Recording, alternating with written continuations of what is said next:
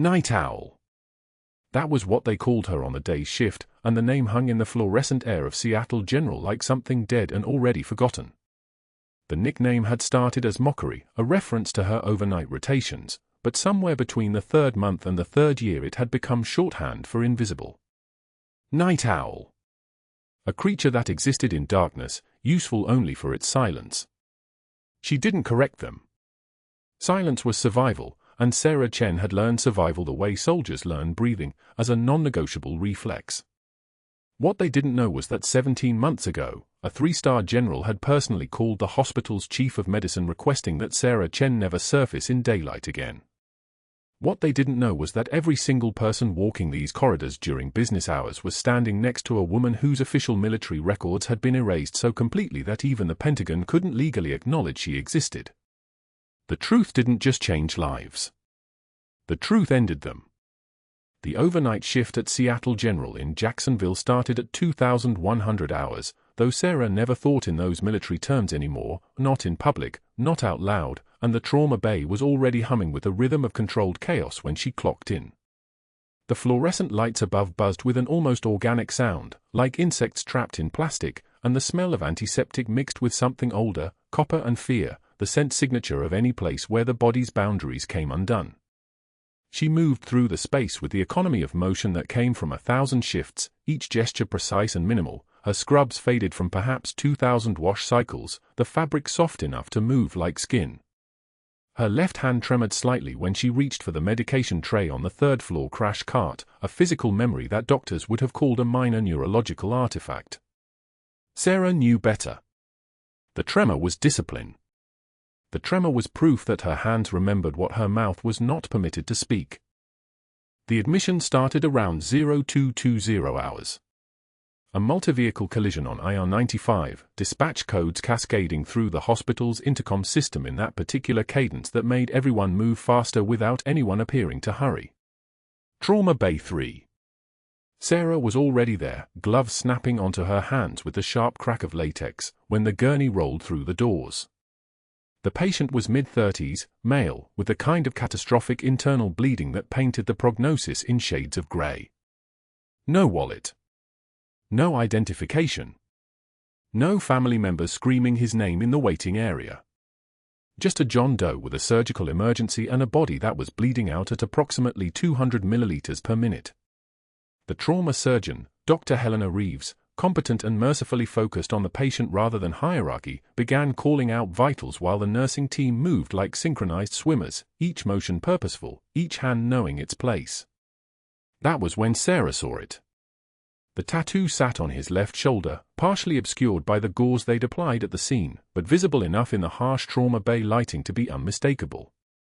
The insignia of the 75th Ranger Regiment. Not a decorative choice. Not a random piece of military nostalgia bought from some tattoo artist in a strip mall. This was the real thing, faded, weathered, marked with the particular precision that came from a needle wielded by someone who knew what they were marking. Her hands paused for exactly 3 seconds. 3 seconds was not enough time for anyone except another military operative to notice. 3 seconds was the length of a blink, a breath, a moment of nothing that could be explained away as thoughtful nursing practice. But there was more. Around the patient's neck, attached to a dog tag chain that had snapped at some point, the metal twisted and broken at the weakest link, hung a single dog tag. 1. Not the regulation 2. One tag dangling against bare chest, the metal catching the light as the trauma team repositioned the patient for imaging. Sarah's gloved fingers reached toward it without her conscious permission, tracing the edge of the tag with the kind of tenderness that belonged in intensive care units and funeral homes, not in trauma bays where time was currency and emotion was a luxury no one could afford. The insignia on the tag caught the light. The name on it caught something deeper, a recognition that lived in the muscles of her jaw, the narrowing of her pupils, the absolute stillness of a woman who had learned that the smallest movement could betray everything. Major. The rank on that tag read Major. Sarah's hand dropped away.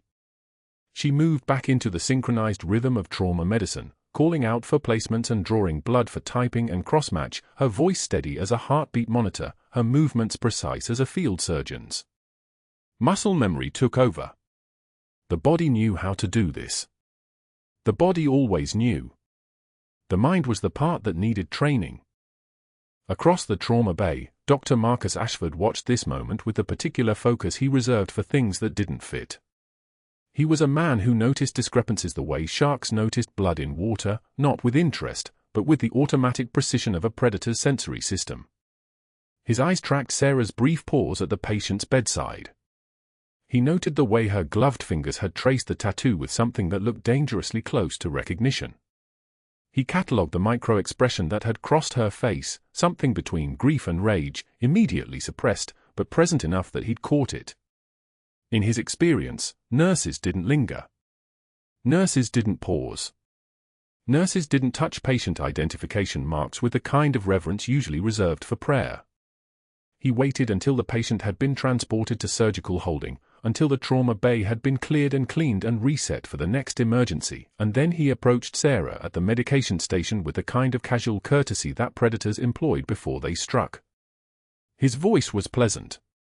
His smile didn't reach his eyes. He asked if she'd seen this patient before, if she recognized anything in his presentation, if perhaps he'd been a prior admission under a different name. The question was simple. The subtext was a knife. Sarah lifted her gaze to meet his directly. She had learned this skill in Ramadi, in rooms where the wrong answer meant more than death. Her voice, when it came, was 3 decibels softer than his and infinitely more controlled.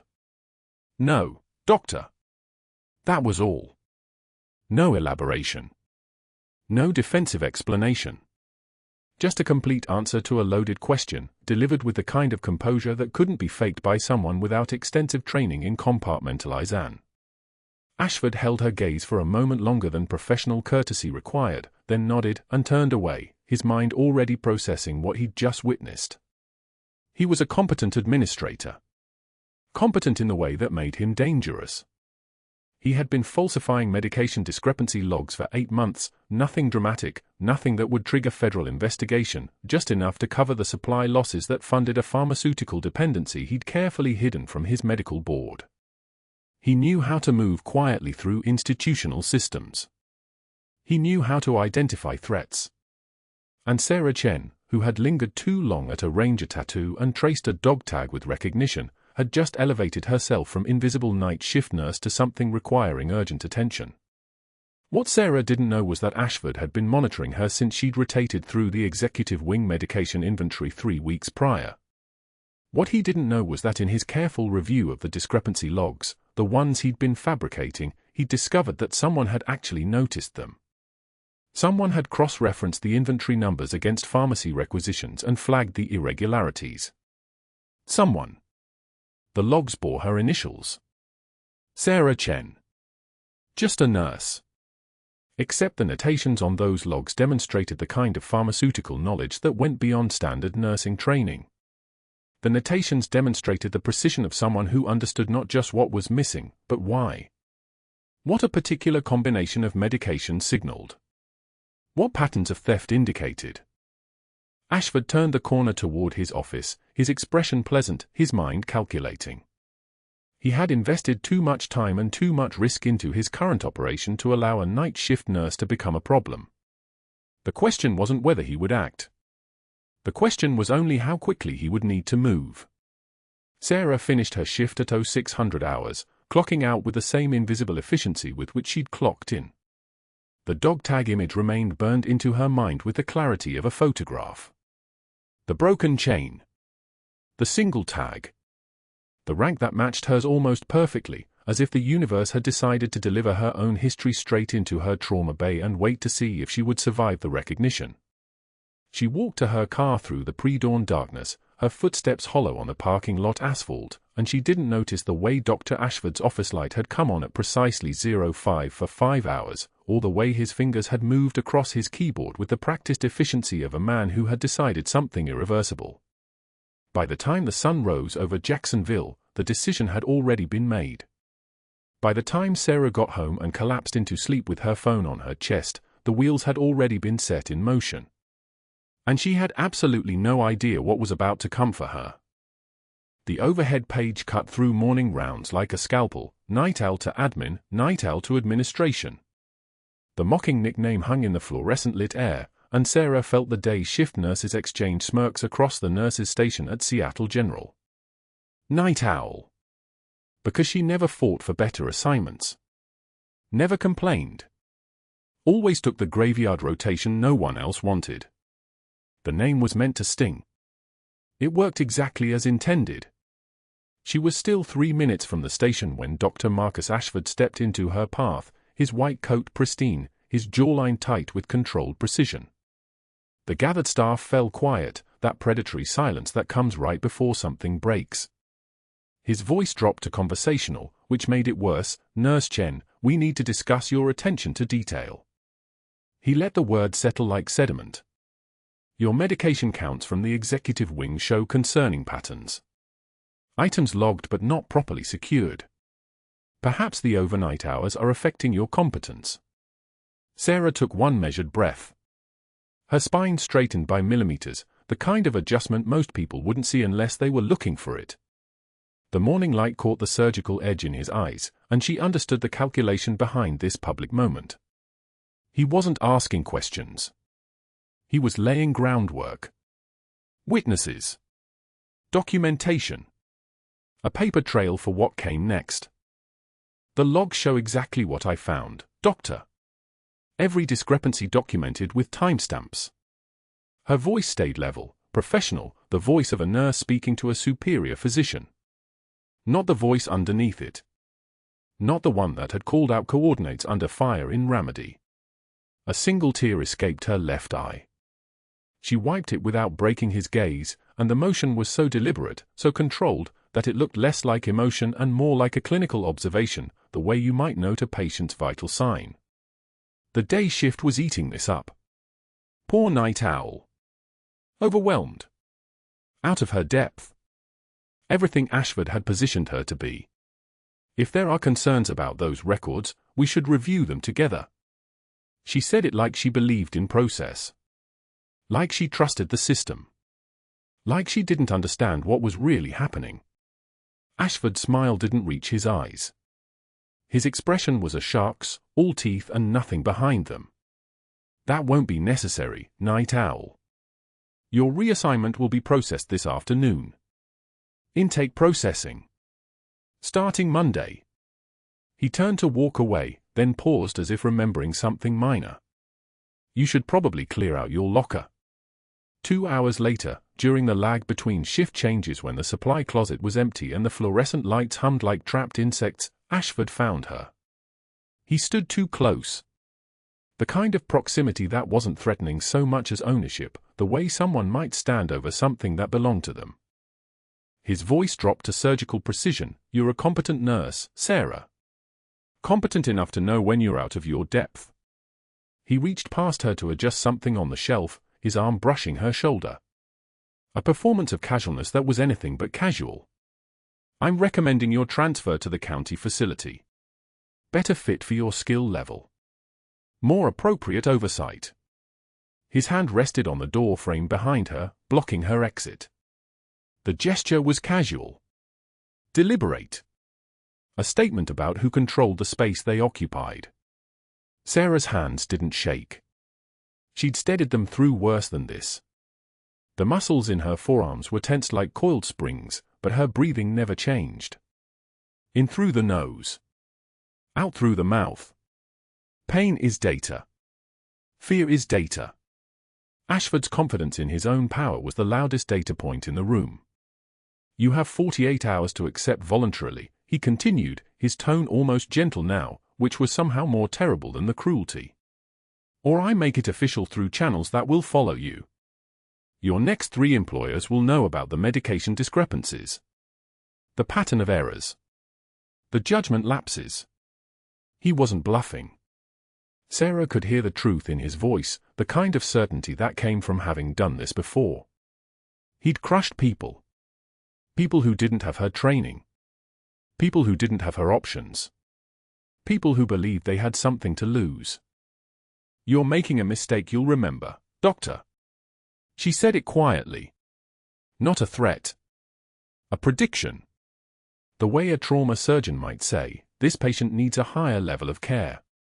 just stating what she saw. She stepped toward the door. Ashford's body language shifted. He wasn't expecting her to move toward him rather than away. That half-second of surprise was all she needed. She passed him close enough that he had to step back, his presence momentarily displaced by hers. She didn't look back at his face, but she didn't need to. She could feel his eyes on her spine, burning with the realization that he'd just lost the script. The parking lot demotion came during the 3 p.m. shift change, when 40 staff members were cycling through the employee entrance. Ashford stood by the time clock like he was waiting for a performance to begin. Sarah watched him from across the room, his posture relaxed, his smile easy. A man completely in control of his environment. He had no idea who was standing in front of him. No real idea. He saw a night nurse. A cautious woman. Someone small enough to fit into the shape he'd carved out for her. "I wanted to make an announcement," he called out, loud enough for the hallway to catch it. The day shift supervisor turned. 2 residents paused. The cleaning staff stopped their carts. Sometimes we need to find the right fit for people's limitations. We all have them, of course. Awareness is what matters. Nurse Chen will be moving to intake processing, effective immediately. A role with less complexity. Better suited to her particular strengths. The supervisor laughed. Actually laughed. Someone whispered something to their colleague. Ashford's smile widened. He was enjoying this. The public unmaking of someone. The ceremony of it. He handed Sarah the new schedule without making eye contact, the gesture almost generous. Almost kind. Sarah took the papers. She didn't crumple them. Didn't drop them. Didn't let her jaw clench. She took one breath, not measured this time, but deep and complete, like she was taking in the moment whole, storing it somewhere her hands could find it later, and walked toward the employee exit with her head up. She walked past the day shift. Past the supervisor who'd laughed. Past Ashford, who was already turning his attention to someone else, already moving on to the next thing, because people like him never stayed with their victims. They just wanted the image of the fall. The moment of impact. Her car was at the back of the lot, a 12-year-old Honda Civic with 200,000 miles, the kind of vehicle someone drove when they weren't planning to stay anywhere long. Sarah sat in the driver's seat and stared at the reassignment papers. Intake processing. The lowest tier. The place where applications went to die, where she'd process new patients through a computer terminal, where she'd never touch a patient again. Where she'd be invisible in a completely different way. She pulled her personal phone from her pocket and looked at the number she'd written down 3 nights ago, at 2:36 a.m., while Khalid, because it had to be Khalid, the translator's son she'd carried through Ramadi 20 years ago, the boy she'd raised in Seattle before he'd enlisted, before life had decided to loop back on itself in ways that defied every survival protocol she'd ever learned, lay unconscious in ICU with medication delays that made no clinical sense. She knew why Ashford was transferring her. It wasn't about the pharmacy discrepancies. It was about what she'd seen in Khalid's chart. The altered sedation rates. The treatment intervals that violated protocol. The systematic, methodical delays in his recovery. Keep him unconscious. Keep him unidentified. Keep the only person in this hospital who recognized his tattoo, the 75th Ranger Regiment insignia she'd seen for the first time in 2 decades, away from his bedside. But that wasn't the worst part. The worst part was what happened next. The John Doe's military record didn't exist. That was the first problem. Sarah sat in the basement server room at 0247 hours, her security clearance from the executive pharmacy rotation still valid for another 36 minutes before Ashford's administrative review revoked it. The fluorescent lights cast everything in institutional white. She pulled up every federal database her credentials allowed, DoD database for active duty personnel, the National Crime Information Center files, the Defense Enrollment Eligibility Reporting System that tracked every soldier from commissioning to discharge. 75th Ranger Regiment. That tattoo on his shoulder was unmistakable, she'd seen it before. She'd worn the same unit patch. Nothing came back. No fingerprint matches in the FBI's integrated automated fingerprint identification system. No dental records flagged in the Armed Forces Medical Examiner database. No Social Security Administration employment history. A man bearing a 75th Ranger tattoo and a broken dog tag had arrived at Seattle General with catastrophic internal bleeding, and the federal government had no record he'd ever existed at all. The silence in the server room felt like the silence before an IED detonation, that moment where everything goes still because the world is about to break. She knew what that silence meant. Black book operations. Classified task forces. The kind of soldiers the Department of Defense officially denied when congressional committees asked questions. Men and women whose records had been erased so thoroughly that even their own service was a ghost. She knew because she'd been one of them. The hospital's internal system showed his labs, hemoglobin dropping despite 2 units of blood, lactate climbing steadily, his body screaming that something was profoundly wrong with his recovery trajectory. Normal cases progressed in curves.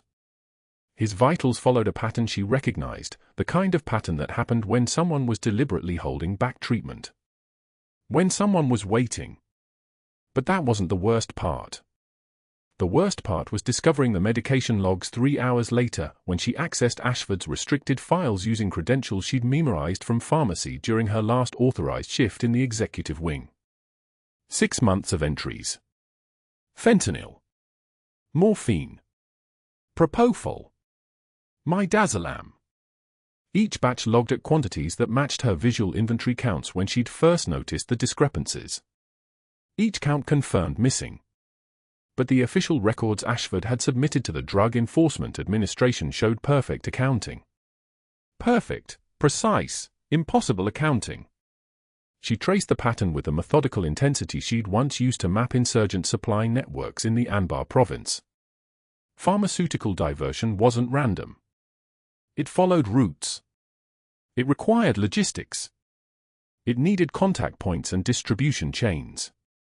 Ashford had been moving opioids and sedatives through the hospital's official supply lines and converting them into off-books inventory that moved through channels Sarah was beginning to map. The surgical supplies told the same story.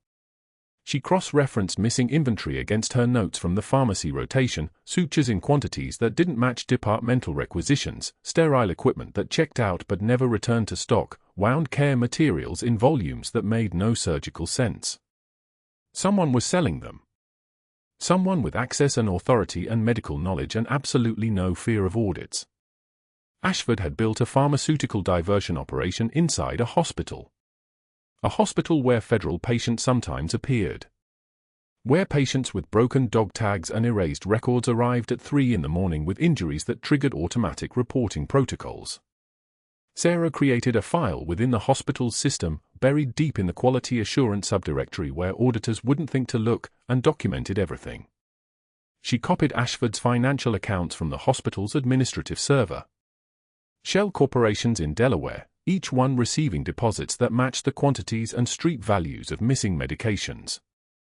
The deposits came from 3 medical supply wholesalers that didn't exist 6 months ago. The withdrawals went to offshore accounts in the Caymans that Sarah traced through 17 layers of routing. She mapped his operation the way she'd once mapped terrorist safe houses in Ramadi. Each notation precise as field intelligence. Each connection confirmed. Each piece of evidence sitting in her file like ammunition. Ashford's scheme wasn't complicated once you saw the shape of it. He diverted pharmaceuticals. He sold them to criminal contacts. He used the money to fund something that required absolute secrecy. But John Doe, the ranger with the erased record and the broken chain, represented a problem. Active duty military patients required federal reporting. Federal reporting meant federal audits. Federal audits meant someone official would eventually open files that Ashford had doctored, ask questions that his shell corporations couldn't answer, and discover the money that connected him to people who operated in the spaces between law and consequence. She understood what that meant for the patient. She understood what it meant for her. The clock on the server room wall showed 0318 hours. 22 minutes until her clearance revoked. 15 minutes after that, before the overnight audit trail would alert Ashford that someone had accessed his administrative files. She logged out of the system and climbed the stairs toward the ICU, moving through the hospital's skeleton night shift with the invisibility of someone who belonged nowhere. The fluorescent lights hummed above the nurse's station. The night nurse, someone new, someone Ashford had specifically requested for the John Doe's care, was nowhere visible. Sarah checked the assignment board and understood. Emergency call in pediatrics. A false emergency, because 3 staff members were now in the children's ward dealing with a non-existent code situation that Ashford must have orchestrated. The ICU corridor was empty. John Doe's room showed him in the kind of sleep that came from sedation, not healing. His monitor displayed vitals that looked stable but read wrong to her experienced eye. The heart rate was being artificially controlled by medications that Sarah found logged in his line but missing from the official medication record. Ashford had given him something unmarked. Something that wouldn't appear in any official documentation. Something designed to keep him unconscious long enough for whatever decision Ashford had already made. She was reading the altered medication log when Ashford's voice came from behind her. The patient is stable. You can leave. Not a request. Sarah didn't turn. She'd been trained too long in tactical awareness to react with surprise. Instead, she read the final notation in the medication record, cross-referenced it against the pharmacy inventory, and understood exactly what drug was moving through the ranger's veins. Whatever you just gave him, log it now. Her voice was steady. Clinical. Or I call the medical board. Ashford stepped beside her, his hand resting on the patient's shoulder with a familiarity that made her understand he'd been here before, making decisions about this man's recovery. You'll call no one. Your access was revoked 2 hours ago. You're trespassing in a restricted area. Security is already on the way. She finally met his eyes. They held no anger, only calculation. The calculation of someone who'd already eliminated variables and found them inconvenient. That patient is a complication you don't understand, Ashford continued, his voice surgical and precise. He came in through channels that ask questions I won't answer. The best thing for everyone is if he transfers to Walter Reed in the morning, and you transfer to county where you belong. He's someone's son. He's a loose end. Like you. Ashford walked past her toward the door. Security will be here in 90 seconds. I suggest you make a decision about how cooperative you want to be. The footsteps came exactly as he'd promised. 2 security officers who'd never seen her before and wouldn't question Ashford's authority. Sarah had 15 minutes, maybe 20 if she was lucky, before they escorted her from the building permanently. She triggered the fire alarm on the pediatric floor as she walked, an action that would buy confusion and chaos, enough time to pull security away from the main corridors. The alarm's shriek filled the hospital like a siren wail, and she moved against the evacuation crowd, back toward the ICU. John Doe's room was empty of witnesses. Sarah approached his bedside with the precision of someone making final arrangements. She whispered to his unconscious form, I don't know if you remember Ramadi. I don't know if you remember me. But I'm not leaving you again. Her hands moved with surgical accuracy. She flushed the 4 line to eliminate Ashford's sedatives. She adjusted the monitoring station from the delayed alarm setting back to standard sensitivity. She resets his oxygen saturation parameters and his heart rate thresholds. From her pocket, she removed the small notepad she'd carried since her last official rotation, and wrote in capital letters, Check dog tag against 2003 Ramadi translator family, Major Chen. She taped the note to his chest, beneath his gown, where only someone looking for answers would find it. Where only someone with federal clearance would understand what those words meant. Where it would survive even if the medication records and the surveillance footage and the administrative logs all disappeared. The monitors began to alarm as his body registered the flushed medications, as his suppressed vitals started climbing, as his system fought back toward consciousness. Sarah Chen turned and walked toward the exit, not toward security, not toward confrontation, but toward the parking lot where rain hammered the asphalt like applause for a performance that no one would ever acknowledge. She'd just ended her career. She'd just saved his life. The code alarm screamed through Seattle General at 0 for 5 hours, and Sarah heard it from the laundry room where she was folding her scrubs one final time. 3 short bleeps. Then continuous wailing. Trauma Bay 4. Her hand stilled on the fabric. The ID badge with her civilian name lay on the counter beside her, a headstone for someone who'd died twice. She should walk. She should leave. She'd already ended her career to protect him, already sabotaged Ashford's records, already triggered the false emergency that would buy Khalid time while she got clear. The decision had been made. It was over. The second code alarm wasn't a drill code. It was a flatline notification. The sound bypassed her decision-making entirely and moved directly into her nervous system, the same way her body still woke at 0300 every morning, trained by 2 decades of sleeping with one ear open. She dropped the scrubs. Her feet were moving toward the loading dock before her mind caught up. Past the night security guard who didn't look up from his phone. Through the service entrance. Down the basement corridor where the smell of bleach and industrial soap hung thick as a shroud. Muscle memory was a living thing. It had its own heartbeat. The ICU was bedlam. Monitors screaming in 6-beat intervals. The on-call resident, a first year whose name Sarah could never remember, stood frozen beside the bed with an endotracheal tube in one gloved hand, the laryngoscope in the other, his eyes wide and blank as a spooked animal. Khalid's chest was caving inward with each failed breath. His lips had turned the color of slate. The ventilator alarm shrieked in protest because his lung had collapsed, tension pneumothorax, air trapped in the pleural space, compressing his heart, killing him 1 second at a time. The monitors showed what Sarah's eyes already knew, BP 64/38 and dropping like a stone down a well. O2 sat at 62%. Heart rate 156 and climbing toward VFib. Step aside, Sarah said. The resident didn't move. He was trapped in that paralytic moment that happens to people who've never held someone dying in their hands, that moment where protocol and uncertainty crystallize into complete inaction. Sarah moved past him without waiting for permission. The scalpel from the crash cart was already in her hand. She'd taken one look at Khalid when she came through the door and her hands had known exactly what needed to happen. The muscle memory from Ramadi was faster than thought.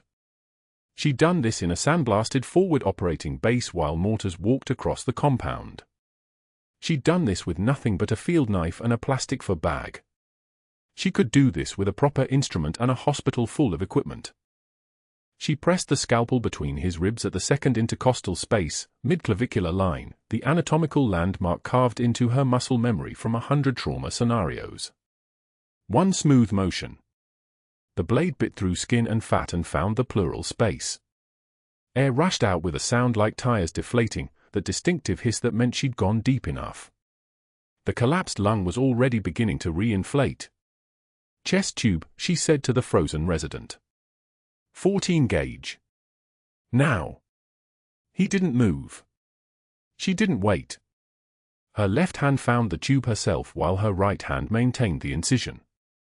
The plastic tube slid into the pleural space and the hissing intensified, then stopped, then changed into the wheeze of a lung finding air again. The blood that had been pooling around his heart could drain now. The pressure was releasing. But the bleeding inside his chest was still active.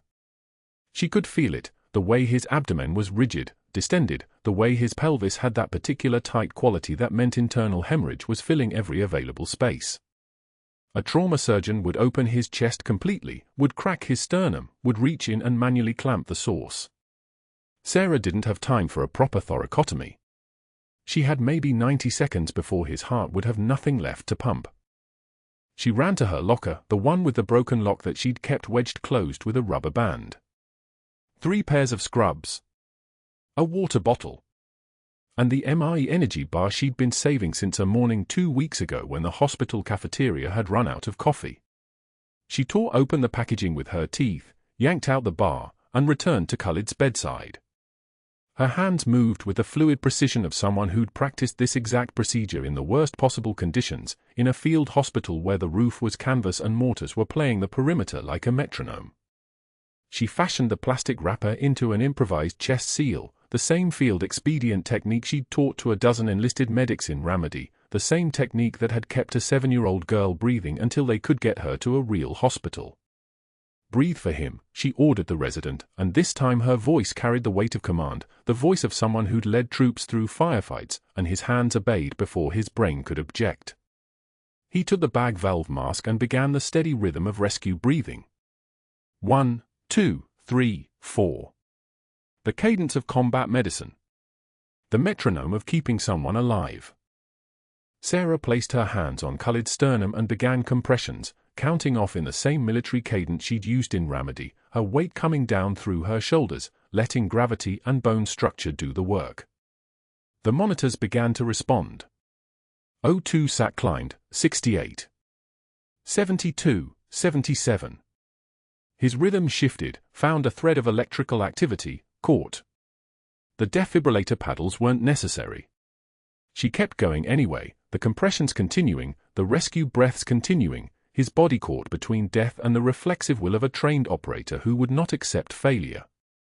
85 seconds had passed when his heart restarted on its own, not just electrical activity but actual perfusing rhythm.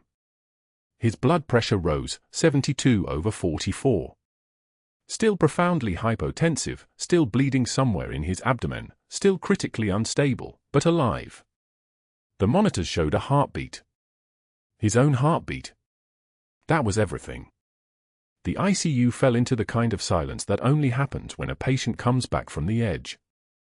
No one was screaming at each other. No one was running. The choreography of crisis had transformed into the slow work of stabilization, the residents' hands finding their steadiness again, the nurses moving with purpose. Sarah stepped back from the bedside, her hands shaking slightly, not from fear but from the adrenaline beginning to metabolize, the chemical rush leaving her system. She heard the footsteps before she saw Dr. Ashford. Slow. Measured.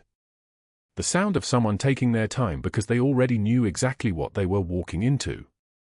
He stood in the doorway for 3 full seconds, his eyes moving from Khalid to the improvised chest seal to Sarah's blood-covered scrubs to the resident's terrified face. "Out," Ashford said quietly. Not to Sarah. To the resident, the nurses, everyone who wasn't part of his immediate crisis management. Everyone but Dr. Chen. Out. The ICU cleared in seconds. They always did when authority spoke with that particular knife-edge certainty. Sarah stood beside the bed, her hand still wet with Khalid's blood, and watched Ashford move to the bedside with the precision of a surgeon approaching a specimen. "You're terminated," he said, his voice clinical and cold.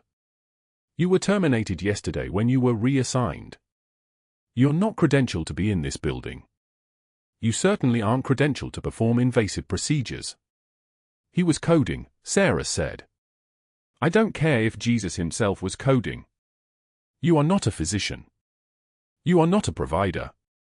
You are a former night shift nurse with a history of insubordination and judgment errors, and you just performed an authorized surgery on a federal patient without consent or proper medical authority."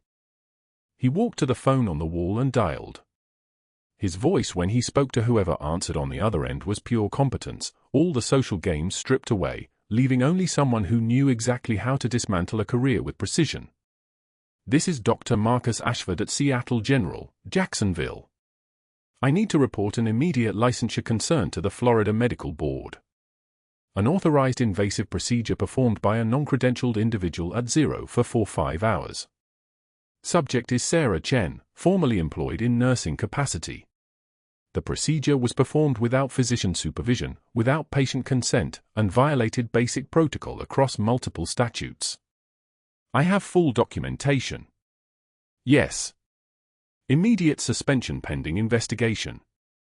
Thank you." He hung up. His face was absolutely still, the expression of someone who'd already moved past Sarah's existence and was now focused on the machinery of institutional power. "One more call," he said, dialing again. This time it was to someone Sarah recognized from his contacts when she'd pulled his digital files, the administrator at Mercy General across town. Then, 5 minutes later, a call to Mount Sinai Grace. Then to Oak Creek Memorial. Each time the same script. Unauthorized procedure. Judgment failure. Do not credential this individual. Do not even accept her application. He hung up after the third call and looked at Sarah with something close to pity. You were already finished, he said quietly. You just made sure of it. Very thoroughly. Congratulations, Major. The word hung in the air like a blade, like he'd been holding it the entire time and had simply been waiting for the right moment to deploy it. Sarah's entire body went absolutely still. Ashford smiled. It was the smile of someone who'd just confirmed a theory that would make him valuable to people who'd been very interested in her disappearance for 20 years. That's right, he said softly. I'm not an idiot. I know how to read a database. I know what a sealed military file looks like. I know what happens when someone's social security number links to a classified federal witness protocol. I'm a careful man, Major. I research my threats. Sarah didn't move. She didn't speak. The composure that had kept her alive in Ramadi, that had kept her standing when men beside her fell, locked down over her face like a visor. The nursing director arrived then, along with 2 security officers. The security officers didn't look hostile, they looked embarrassed. The nursing director was holding a folder that contained the formal termination letter, the prohibition from the building, the insurance documentation that would explain why Seattle General could not be held liable for her actions. You're done, Ashford said, and now his voice was the clinical voice of someone stating facts that required no emotional investment. Your license is under investigation as of this moment. You will never work in healthcare in Florida again. You will not step foot in this facility. You will hand over your identification and your credentials, and you will leave the building. Sarah handed over the badge. It seemed to weigh about 1,000 pounds. She'd worn that badge for 7 years. It had been her only proof of legitimacy, her only confirmation that she existed in a way the world could recognize. She placed it in the nursing director's hands and said nothing. The walk to the parking lot took 17 minutes. She timed it. The laundry room was first. She'd gone back through the service corridor to retrieve the rest of her belongings, a single personal bag that had contained 7 years of a life that was now finished. She'd worked there for 2,555 shifts. She'd saved approximately 317 lives. She'd been fired in approximately 45 seconds. The parking lot was beginning to fill with the night shift leaving and the morning shift arriving. Sarah moved through them like a ghost, like someone who'd already died and was simply waiting for the paperwork to catch up. Her car was exactly where she'd left it, 7 years of coffee-stained upholstery and a bumper sticker from a state she'd lived in before Jacksonville. She sat down behind the steering wheel and didn't start the engine. She sat in the complete silence of a parking lot at dawn, hands on the steering wheel, eyes fixed on nothing. 20 years ago she'd been a major in the United States Army, leading a task force of 60 operators, making decisions that determined whether men came home or came home in flag-draped boxes. Then the CIA operation in Ramadi had gone sideways. The entire file had been classified beyond top secret. The military had erased her records and told her to disappear. She'd become invisible by necessity. She'd become a nurse by accident. She'd thought she could stay hidden forever. Then Khalid had shown up with internal bleeding and a 75th Ranger tattoo, and she'd remembered that sometimes the people you save come back to haunt you. And sometimes they save you in return. The sound arrived before anything else, a distant thump in the air that Sarah recognized immediately. Helicopter rotors. The particular cadence of a UH-60M Black Hawk, the same aircraft that had carried her on her last official mission. The sound grew louder, the distinctive bass-heavy percussion that no other aircraft could replicate. She looked up through the windshield and saw it clearing the hospital roof, not landing but circling, the rotor wash pushing down hard enough to rustle the palm trees in the parking lot and scatter loose papers across the asphalt like snow. She had no idea what was about to happen. She only knew that the sound of rotor wash had always meant one thing in her previous life: someone was coming for something, and whatever came next would change the rules of the game she'd been playing. The Black Hawk circled once more, its shadow passing over her car like a hand closing around her future, and Sarah understood with absolute clarity that her life as a civilian had just ended, whether she'd been ready for it or not. The rotor wash hit the hospital roof like a hand slamming down on glass. 6:03 in the morning. Sarah was 3 floors below when the windows in the ICU began to rattle in their frames, that distinctive percussion of a Black Hawk helicopter holding position directly overhead. The blades cut the air in that particular way. That sound belonged only to military rotorcraft, the kind of sound that lived in muscle memory, that made your nervous system remember things you'd spent 20 years trying to forget. She didn't stop moving. Didn't look up. Just continued her rounds with the steady precision of someone who'd learned long ago that acknowledgement was invitation. The Rangers came down the stairwell at 6:07, their footsteps synchronized like a metronome set to military cadence. 2 of them, dress uniforms so crisp they could cut paper, Class A Reds with Ranger tabs hanging from their shoulders like promises. The ICU staff watched them move through the doors with the kind of shock that comes from seeing something from a different world suddenly materialize in yours. One of the Rangers approached the charge nurse station. His voice was quiet. Controlled. Not the kind of voice that needed to be loud because institutional authority carried the sound. "We're looking for Major Sarah Chen. Is she on this unit?" The words landed like artillery fire in a hospital designed for whispers. The day shift charge nurse, a woman named Patricia who'd made jokes about Sarah for 2 years, suddenly couldn't find her voice. Her clipboard clattered against the tile floor. The sound echoed longer than it should have. In that moment, Sarah understood that the careful architecture of her civilian identity had just collapsed, and what was being built in its place was something nobody at Seattle General had the framework to process. Sarah stepped forward from the medication station. Her scrubs were the same pale green they'd always been. Her name badge still read Vest Chen, RN. Nothing about her appearance had changed, but something fundamental had shifted in how the room perceived her. She spoke first. It was a calculated move. Taking the initiative meant controlling the tone. "I'm here." The Ranger's eyes found hers and held. Recognition passed between them like a frequency only they could hear. "Major Chen. Colonel Reeves is waiting in the stairwell. He needs to see you immediately. It's regarding the patient in 412. Patricia's mouth opened. Closed. Opened again like a fish with the power turned off. The other day shift nurses had stopped moving entirely. Sarah nodded once, a simple gesture that communicated everything. She set down the medication dispenser with the same careful precision she'd used to set down a rifle, movements controlled, deliberate, and then she walked toward the stairwell without looking back. The colonel was a full bird, 2 eagles on each shoulder like insignia of some authority that civilian hospitals didn't recognize.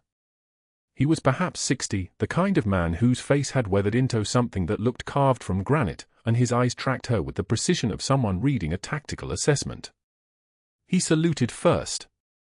The gesture carried the weight of recognition, of deference, of something Sarah had stopped expecting to receive. "Major Chen. Your soldier is waking up.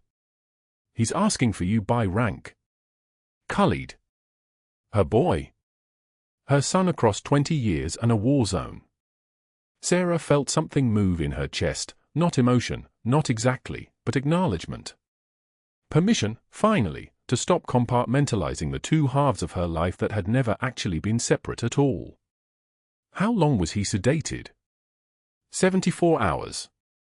"We're running tests to identify the sedative compounds in his system. Your attending physician appears to have been very thorough." The colonel's voice didn't carry judgment. It carried something colder, documentation. "We also have questions about his medication records. Several inconsistencies.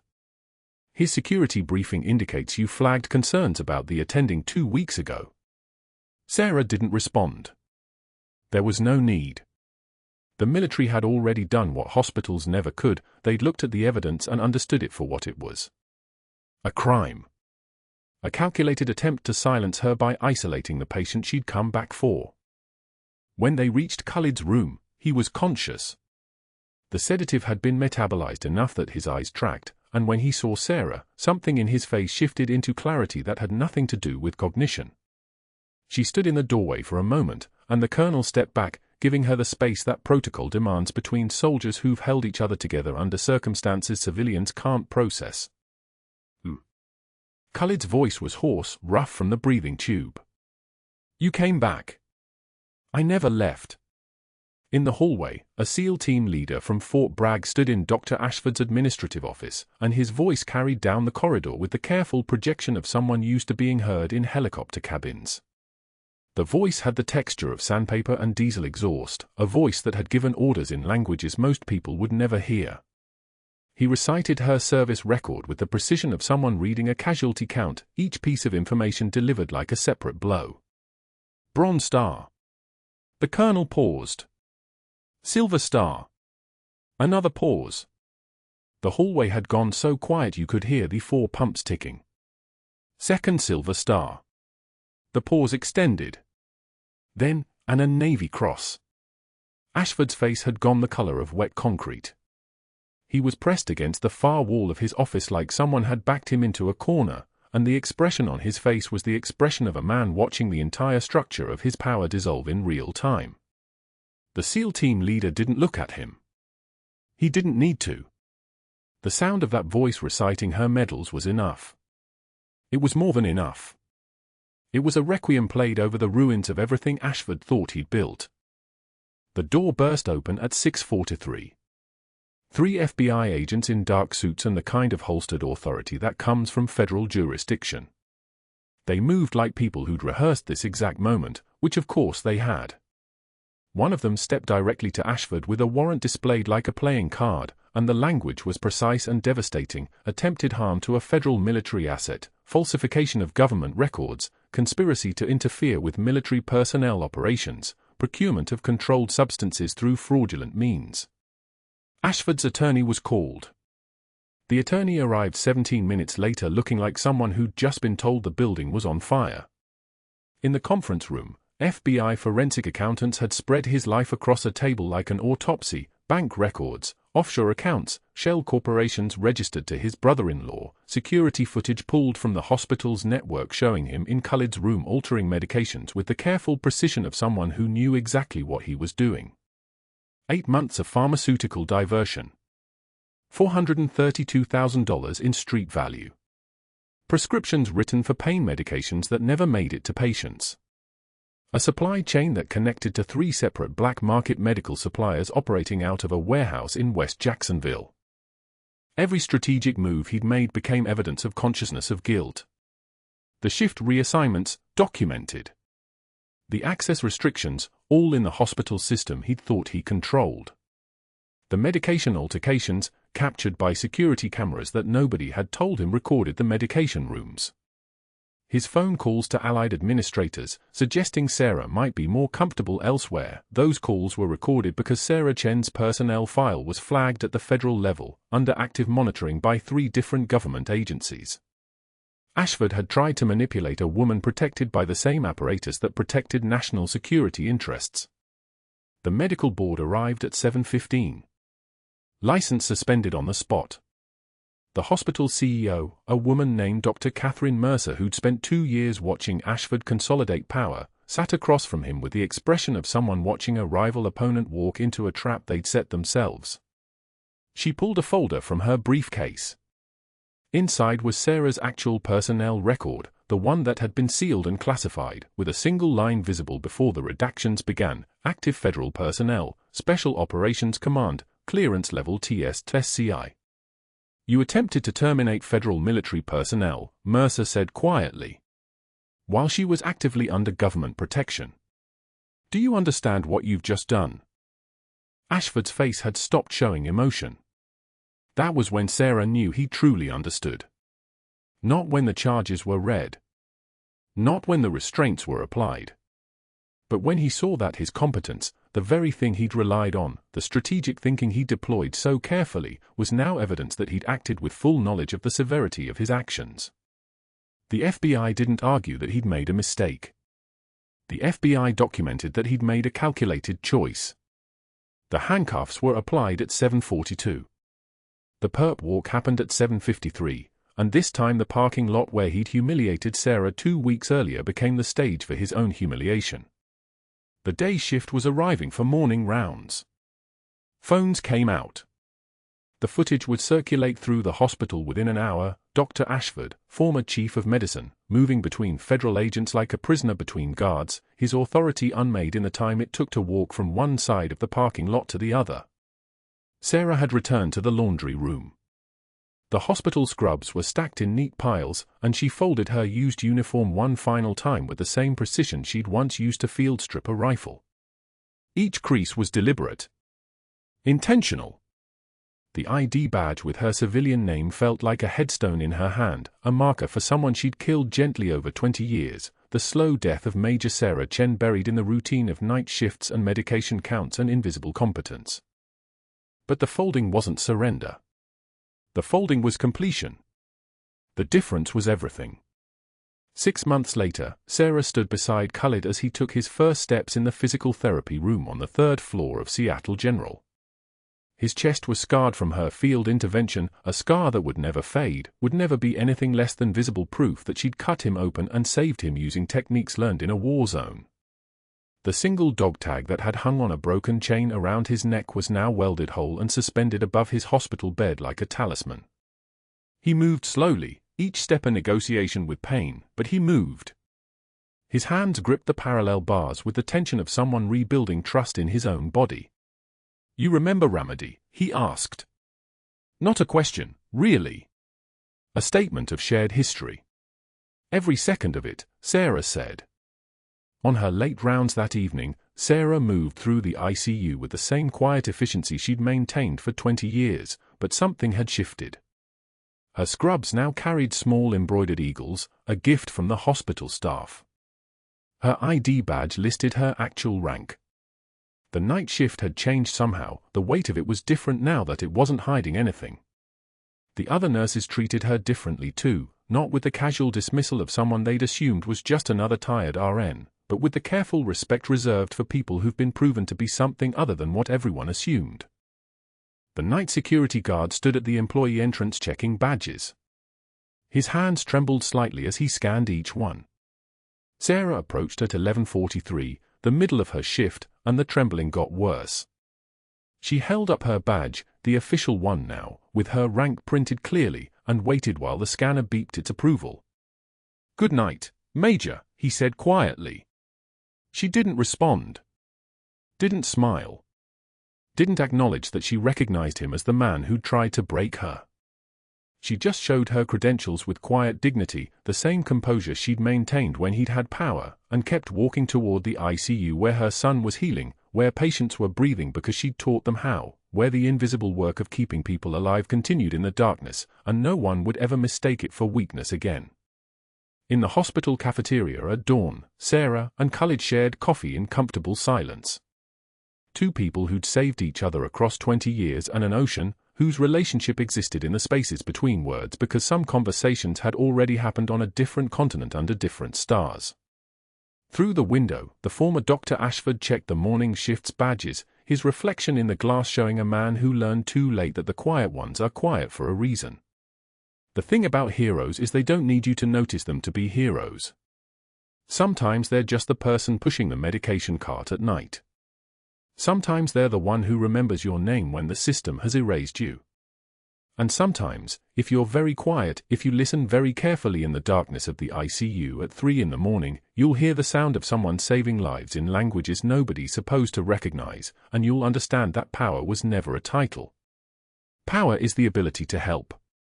If Sarah's story resonates with you, if you see yourself in the quiet strength of people who've sacrificed everything to serve others, please like this video, subscribe to the channel, and comment with your own story of invisible heroism. Because someone in your life is quietly keeping the world together, and they deserve to know you see them.